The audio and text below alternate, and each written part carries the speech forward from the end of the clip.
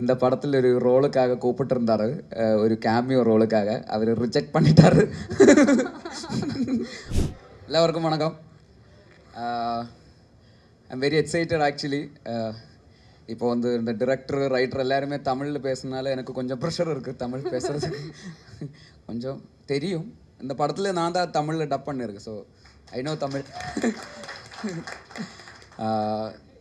Like very excited to be here actually. இந்த படம் இந்த டைட்டில் கூட அதிரடின்னு இருக்குது. இப்போ சின்ன வயசுல இருந்து அதிரடி திரைப்படம் அந்த மாதிரி எல்லாம் கேட்டுதான் அந்த வேர்டே கொஞ்சம் ரொம்ப யூஸ்டாக இருக்கிற மாதிரி ஒரு வேர்டு. அப்போ அதனால அதிரடி மாஸ் அந்த மாதிரி எல்லாம் ஒரு டைட்டிலே அந்த ஒரு தமிழ் டைட்டில் தான் போட்டிருக்காரு. அப்போ அதனால தமிழ் ஆடியன்ஸ்க்கு நல்லா கனெக்ட் பண்ணுற மாதிரி ஒரு படம்னு நினைக்கிறேன்.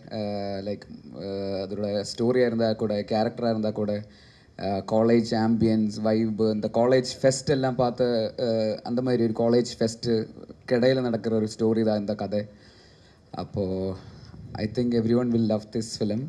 ஆல்ரெடி கேரளத்தில் நல்லா போட்டிருக்காரு. அப்போ தமிழ்நாட்டில் கூட it will be enjoyed so well, I think.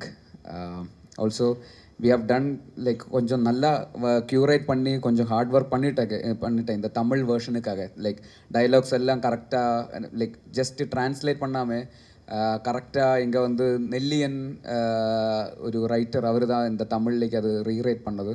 Thank you so much Sanju for being here. அவரை இந்த படத்தில் ஒரு ரோலுக்காக கூப்பிட்டுருந்தாரு, ஒரு கேமியோ ரோலுக்காக. அவர் ரிஜெக்ட் பண்ணிட்டாரு. முடியாதுன்னு சொன்னாங்க.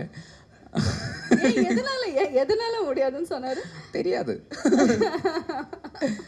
இல்ல அவர் வந்து கேமியோ இல்ல, ஃபுல் ஃப்ளெஜ்டா ஒரு படத்துல ஹீரோவா இருந்தா ஓகே சொல்வார் அப்படின்னு. அதான் ஃபுல் ஹீரோவா கூப்பிட அப்போ நடிக்கலாம் அந்த மாதிரி சொன்னாங்க.